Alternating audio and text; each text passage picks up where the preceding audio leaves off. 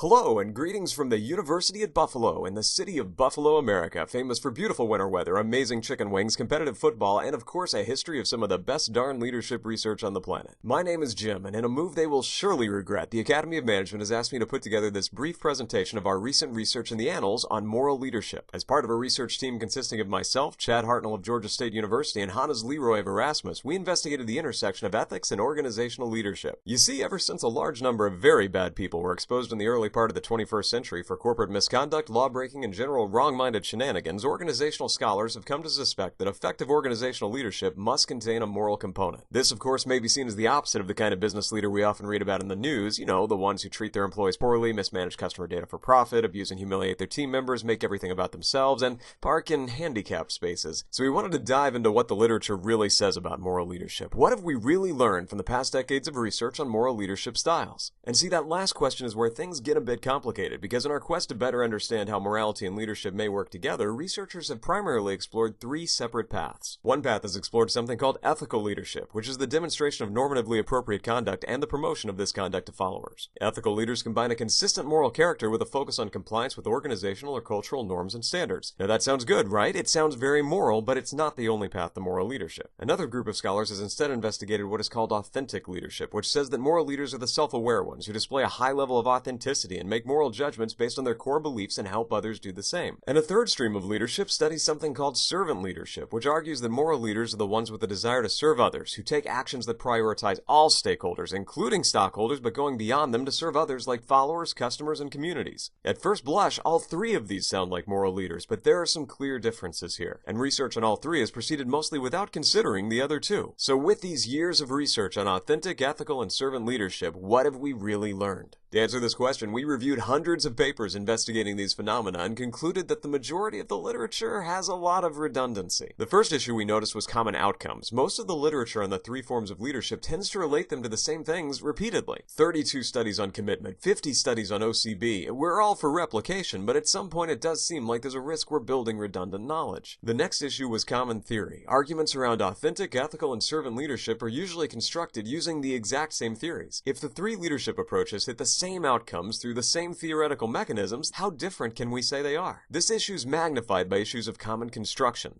Although the measurement for these three forms of leadership is very conceptually appropriate, there's still a lot of overlap. For instance, here's one item from all three scales. Can you tell which is authentic, which is ethical, and which is servant leadership? Overall, these issues raise serious doubts as to whether we've generated useful rather than redundant knowledge of how moral leadership works. The easy conclusion here might be that we collapse all three into one general moral leadership construct, but the literature indicates that this would be an atheoretical mistake. See, we tend to treat the morality component of leadership too simply, as if you either are moral or you aren't. But philosophers have been making the case that this isn't true for years. In the ethics literature, there's not one but three primary theories as to how people make moral decisions, or different ways of determining right and wrong. And not only do those three theories align surprisingly well with our three theories of moral leadership, but a subset of the empirical research strongly supports this distinct approach. Take servant leadership, for example, which prioritizes a wide range of stakeholders, including communities, and seeks the best outcomes for them. And there's a subset of promising research that really highlights this. For instance, service cultures and community building are uniquely related to servant leadership alone, but not authentic or ethical leadership. This moral focus on what creates the best outcomes for the most stakeholders aligns very neatly with the ethical philosophy of consequentialism, what creates the best outcomes for the most people. On the other hand, ethical leadership has a focus on compliance with norms and standards that authentic and servant don't have, and this is shown in its unique relationships with constructs like whistleblowing and sticking to rules. That matches pretty well with the philosophy of deontology, relying on standards or rules to determine fair, just, and sustainable actions. Meanwhile, authentic leadership is the only form of moral leadership related to things like self-concordance, moral courage, and other virtues, which matches its conceptual emphasis on self-awareness and acting in accordance with internal rather than external expectations. And this turns out to be a perfect match for the third approach to morality, virtue ethics, which says that morality isn't about what you do, but who you are, how well you understand yourself, and do what you feel is morally right. These three different approaches to morality support three different approaches to moral leadership, with separate processes and outcomes, and the theory on them and a subset of the empirical literature on them is really backing this up. Going back to their conceptual foundations, we discovered that what the three approaches do illuminate is that, consistent with long-standing philosophical debates, morality, or the question of what is right, means different things to different people. What is right for stakeholders? What's right according to standards, rules, and social expectations? Or what is right according to one's internal values? When we focus on these questions, they reveal unique outcomes and have the potential to significantly amplify our understanding and appreciation of the complexities associated with intertwining morality and leadership. The end conclusion is that moral leadership behaviors are certainly desirable, but they're accompanied by challenges of their own, like moral dilemmas. These challenges pave the way for multiple exciting avenues for future research to define the benefits and trade-offs associated with specific moral forms of leadership. How do different people and organizations react to different approaches? Which approaches to moral leadership are best in different contexts? When would one approach be better than another? Altogether, the literature shows that there's a real future in moral leadership research, and we outline some next steps to help ensure that future research is novel, meaningful, and theoretically and practically useful.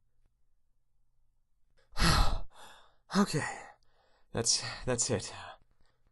Okay, we don't need another take, do we?